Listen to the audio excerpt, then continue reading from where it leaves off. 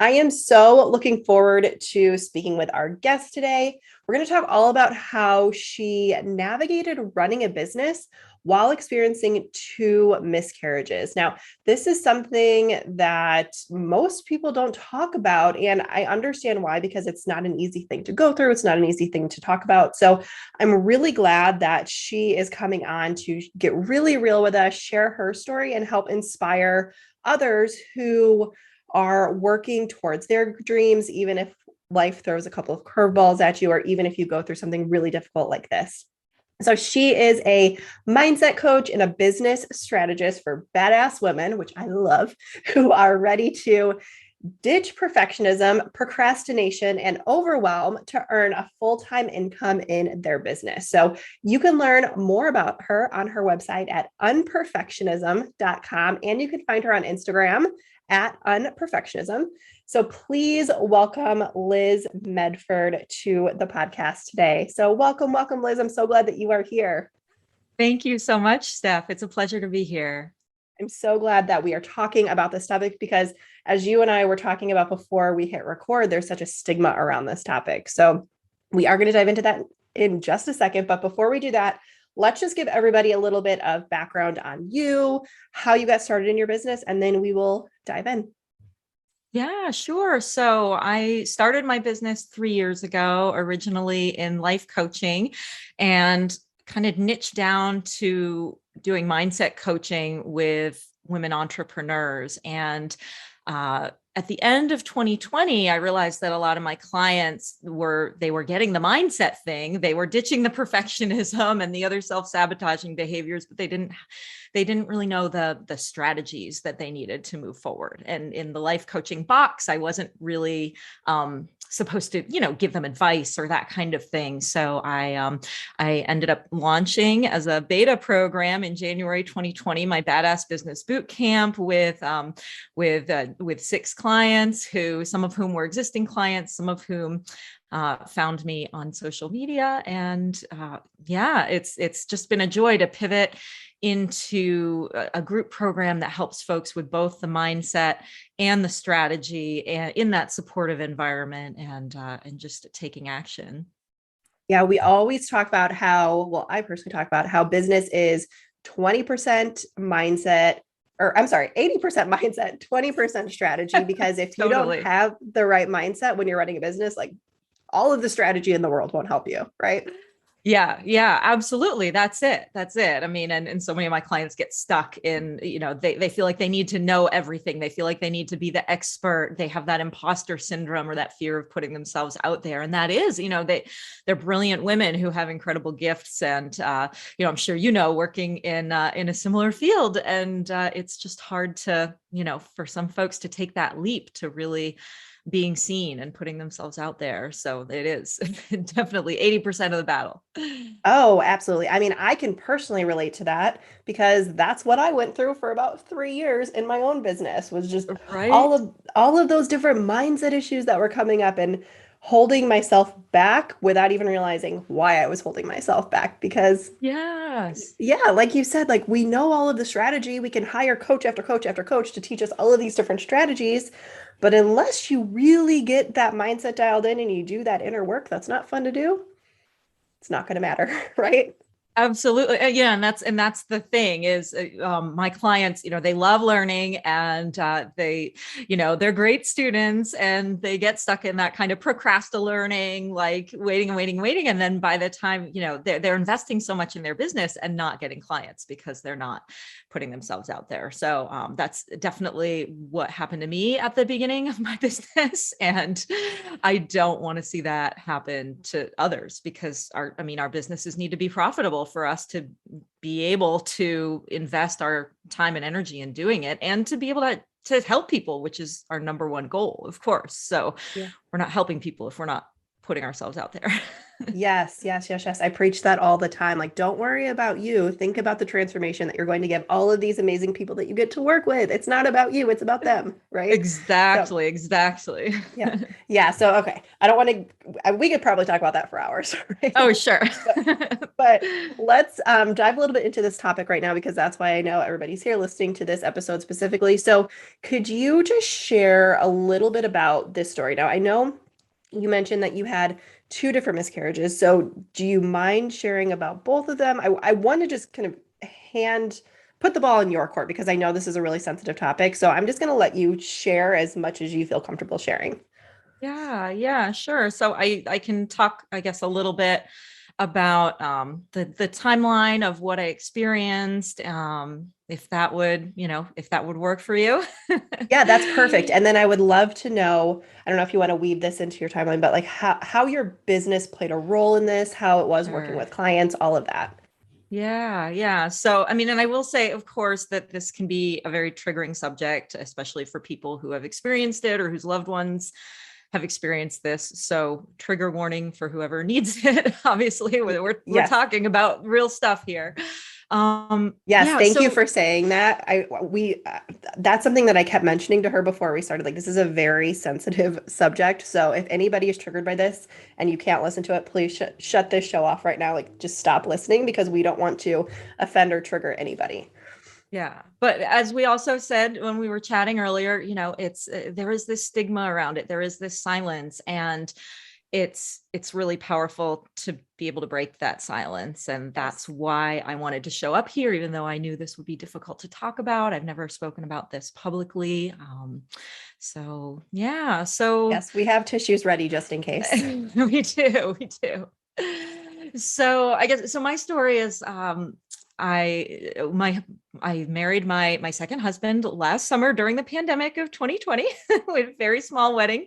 We were both 40 years old, and neither of us has children, and we were ready to start our family. And of course, knowing that our age, it may not be as smooth a journey as it might have been a decade ago. So it took 4 or 5 months of trying, I would say, for us to get pregnant the first time.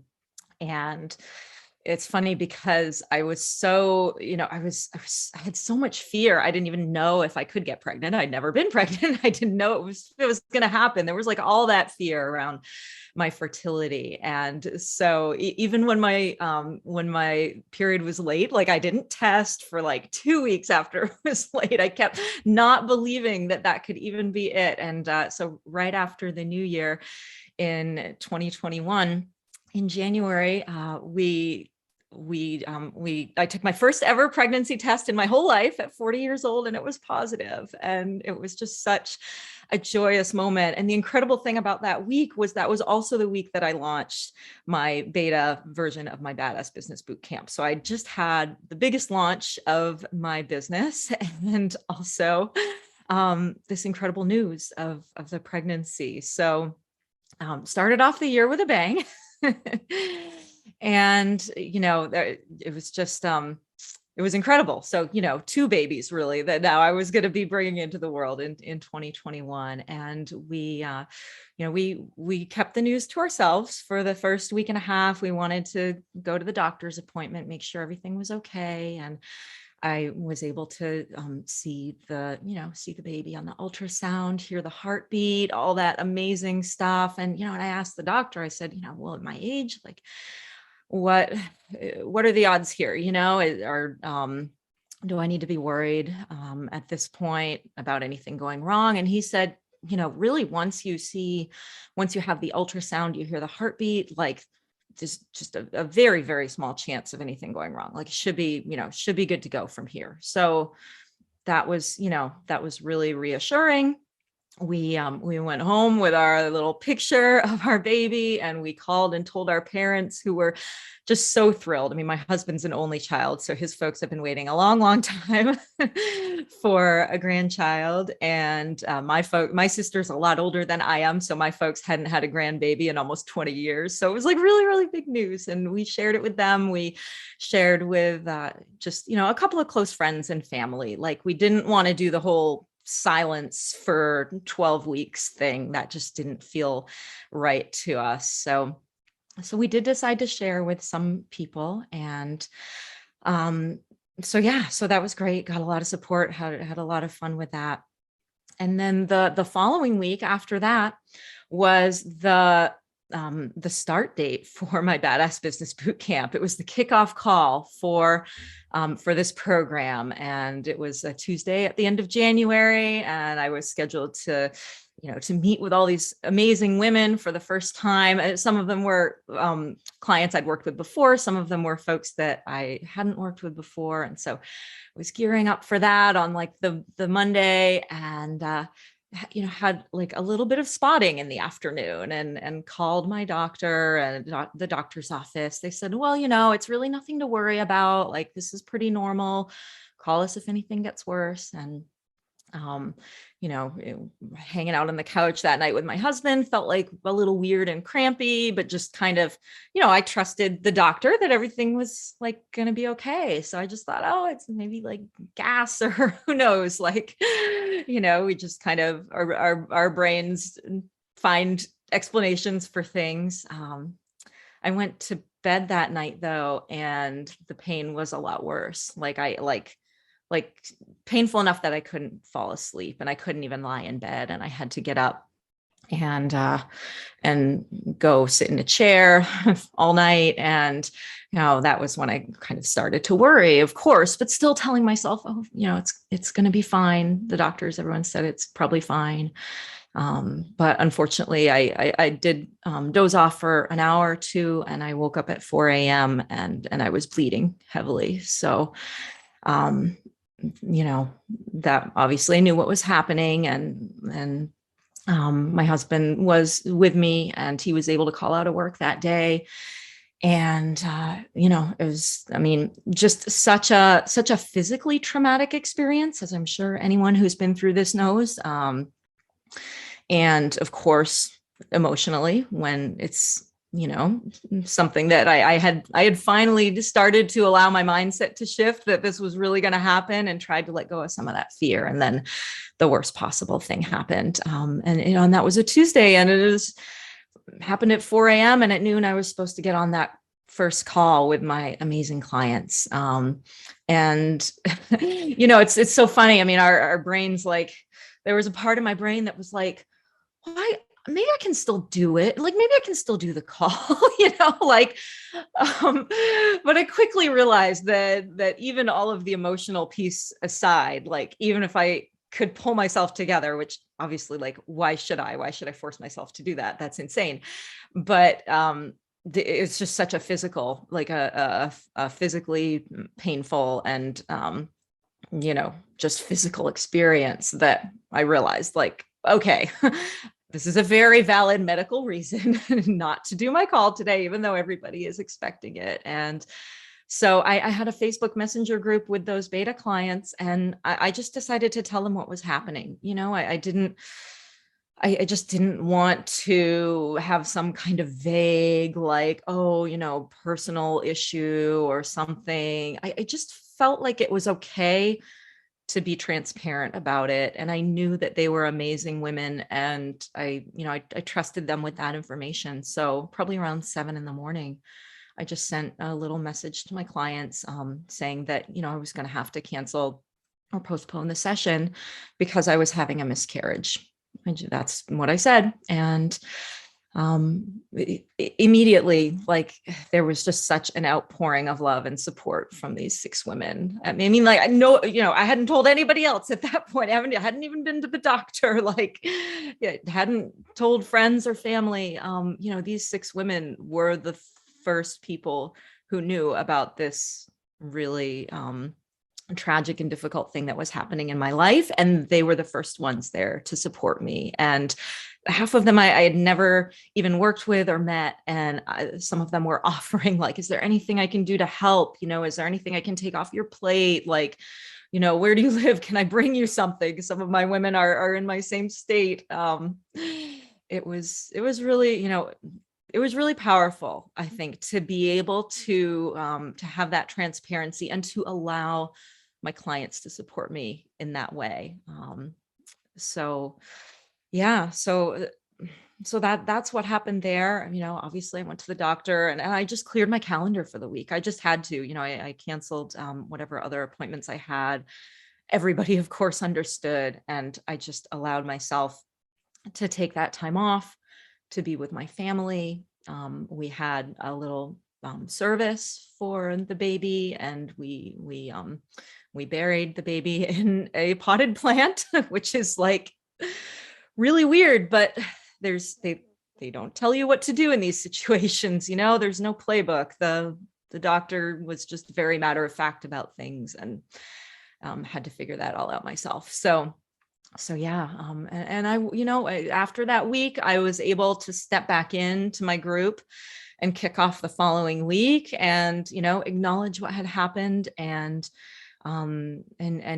just kind of hit the ground running with this group. And I feel like that moment really allowed the group to bond in a way that then when we did start having our group coaching calls, and everybody in the group was, they were very open and transparent, and I can't think of anyone in that group that didn't go through some kind of personal life situation during the time that we were together. And it was incredibly supportive. So yeah, that was, that first one was really really a powerful experience.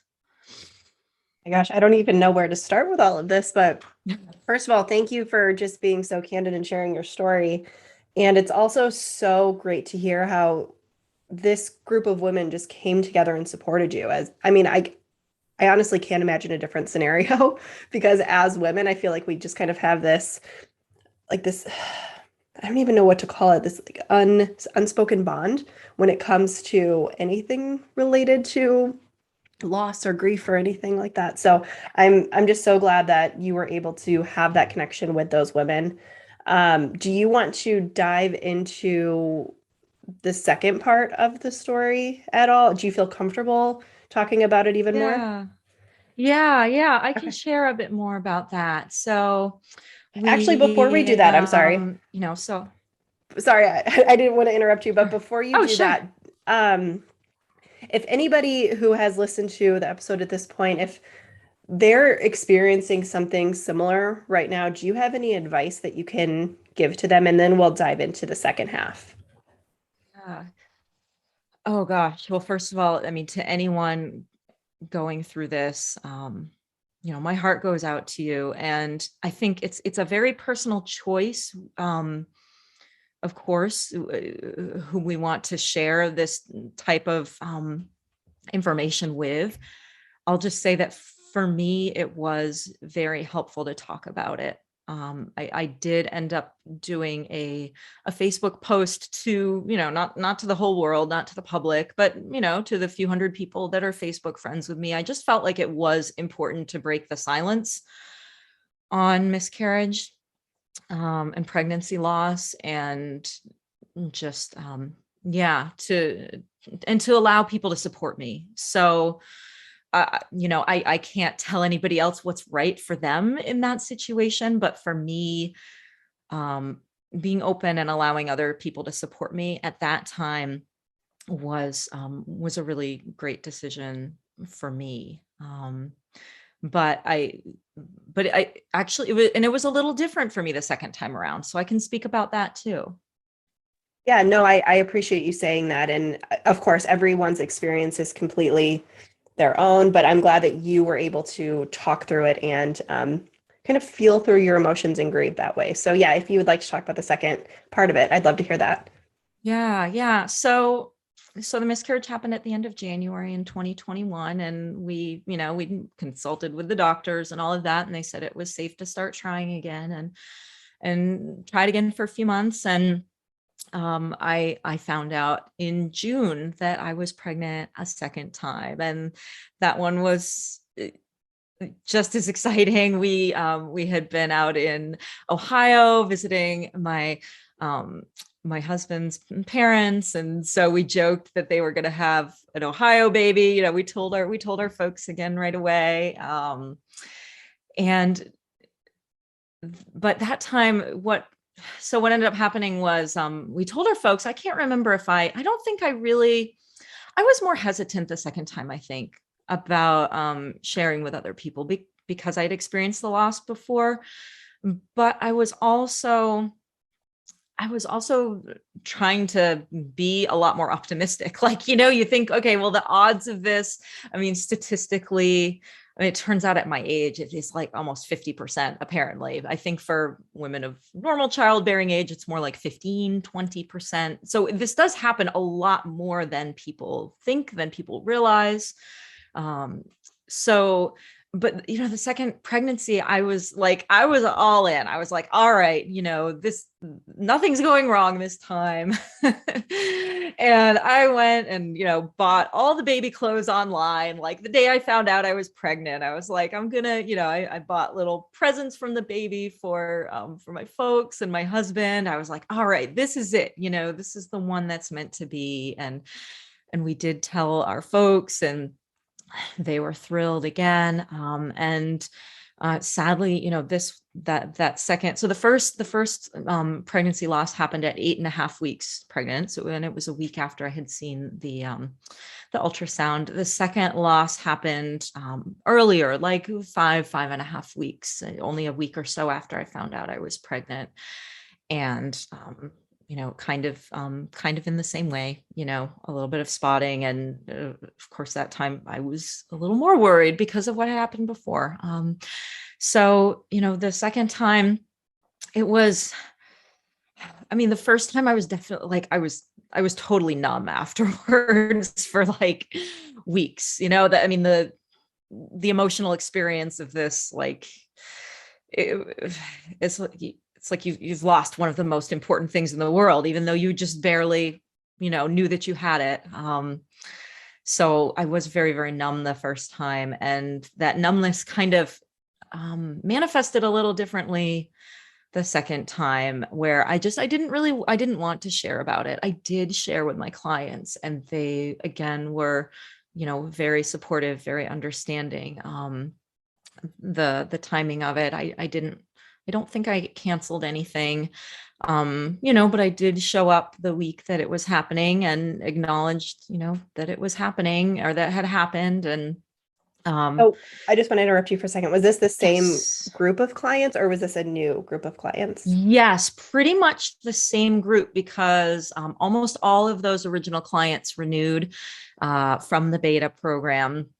And we had one new client, but she was someone I'd been working with one-on-one for a while. So they were all folks that knew me at that point. Yeah. So I was able to share with them that time, but it was a different experience emotionally for me the second time. I just didn't put it out there. I hadn't really told people yet about the pregnancy, and I decided not to post about it. I just wasn't ready. There just something in me wasn't there to manage the emotional piece of like being a spokesperson about miscarriage along with the experience of it. So, if friends or family members of mine listen to this recording, they may be hearing about this for the first time, because I really haven't talked about or shared much about the second one. And I don't know, I don't know why that felt different. I was just in a different place at the time. But again, my community, my clients were the ones that were there to support me. And, that was just so powerful for me to have that, to have that group of people that I could be so transparent with. Yeah, that's so incredible that you have that group. And I don't know who's going to be listening to this, but like we said before, we hope that your story does inspire other people. And it's just such a testament to um, how you handled your entire situation with both miscarriages, both losses, because as you can tell, you grieved very differently in Yeah. in both instances. So it's really just so important to grieve in whatever way feels best for you. Like you said, if you want to tell people, if that helps to talk about it, absolutely do that. If it doesn't feel good to you, you don't have to. You don't have to share, right? It's just Yeah. all about really doing whatever feels right for you. Yes. Yeah, absolutely. And, and it is a little bit of a different thing to be someone that experiences multiple miscarriages. I think that, I mean, I've heard from a number of women who have gone through, 2, 3, 4 miscarriages, and most of them did go on to have, healthy babies down the road. um there's just even a different psychological aspect to that, I think, just because it's so much harder to, to trust in the process, to get excited, to stay that excited. And everybody's going to be on their own journey in going through this, and I know there are a lot of resources out there. I don't think I've utilized them to the extent that I probably could. It can be hard too. Like, it can be really hard to dive into those communities because it just yeah, at a certain point, like, my brain just wanted to protect me from it, and to, and to not think about it anymore, to, to not process it anymore. I'm sure that there's a lot of grieving that I haven't done yet, because my brain just took over to sort of protect me from that and keep me going. And that, yeah, it's a process. Yeah, absolutely. And I'm not even going to say that I know what you're going through because I haven't experienced anything similar. So I won't even guess. But from somebody with an outside perspective, I would, again, I don't know if this is true or not, so just take it with a grain of salt, but I'm assuming it's kind of like a trauma response to anything traumatic that happens to you. I'm sure that this is the nth degree, but again, our bodies, our brains react to it in the way that they think it's best, right? So in your case, in this Yeah. second instance, you feel like your body, your brain is trying to protect you. So you haven't fully gone through that. Well, maybe you have. I don't know. It's hard to say because at the time of recording this, I should mention it's September right now, and you're almost, it's still pretty fresh, I would assume, right? Yeah, yeah. And actually, just a few weeks ago, Labor Day weekend would have been the due date for my first pregnancy. So, that of course just brought back a lot of you know, the things that had been kind of pushed down. And, I did some processing there, mostly on my own. I didn't really talk about it too much, other than, mentioning or the date with some of my, my folks and my husband. But I kind of had a moment to myself with the universe, and and made some peace, I think, with, with what could have been. And, Yeah, and that's, I but think yeah, that's of really, course, like those anniversary, with any loss, that's always gonna be a trigger. mhm, yeah, I didn't even think about that, but I'm glad you brought that up because yeah, again, I mean, I lost somebody who was close to me last year. My grandma passed away in May of last year, so every anniversary, Oh, I'm every sorry. Christmas, birthday, it's the same, right? It's always just different triggers, like we said before, that kind of pop up that remind us of things like that. So, do you have anything else that you want to share with people? Maybe I know you said that you haven't used as many resources as you probably should, but is there anything that you want to share, you want to give to people that you think could help them if they're going through something similar? That's a great question. I think, like I said, I want to honor that everybody's gonna, any pregnant person that goes through this is going to experience it in their own way. And um, just to, like, validate that and validate your experience, your emotions, whatever way that you choose to process it, to move on from it. And also validate that, like, it is something important. I mean, I think one of the difficult things with pregnancy loss is that it's like, well, I had really only known for, a week or 2 or 2.5. I'd really only known for such a short time, that was even a possibility. So, like, in your brain, it's kind of easy to diminish that. Like, oh, well, that's not comparable to losing a loved one that's been with you your whole life or something like that. But, what it is, of course, I mean, it's the loss of a human being, and it's the loss of those dreams and those hopes and all the planning that you do, even in that short amount of time. And so, yeah, just really want to validate for anyone who has been through that um whatever you feel and however you react and however you move through the process is okay. There is no right or wrong way. And I'll also share that my experience with the medical profession and the doctors was not very supportive. It was very clinical. It was very matter of fact. It was like, okay, that happened. You can go try again in a month, kind of thing. There was no support as far as what to do with the remains, how to anything like that. So I'm sure there are, support groups out there for that kind of thing. I live in a very rural area, so there's nothing really in person, but I'm sure for people who live, in bigger cities and things, there are probably in-person groups, and I'm sure online ones as well, if that is something that would feel supportive. Yeah, thank you for sharing that. And yes, I am a big proponent of feeling all of your feelings all of the time, because if you don't feel them, you don't get them out, you won't be able to truly move on. Now, of course, I'm not saying that this is something that you should move on from. I don't believe that this is a loss, but I do, like you said, I think it's so important to validate that everything that you're feeling is okay, right? It's normal. You should feel whatever you need to feel, I guess is what I'm Yeah. trying to say. And it's okay to Yeah. feel. And the other thing that I'll share too is that, when I did share publicly, what happened was so many women reached out to me, either publicly or privately, and told me that they had been through this experience and offered to talk, offered to, support me in whatever way they could. And it's like this, this invisible thing, but so many women and so many pregnant people have experienced this, and um we don't even know how many folks out there that we know may have been through this. So that's one other benefit I think of sharing, is that it does allow others to be there to support you, and to have that support system of folks who know what that experience is like.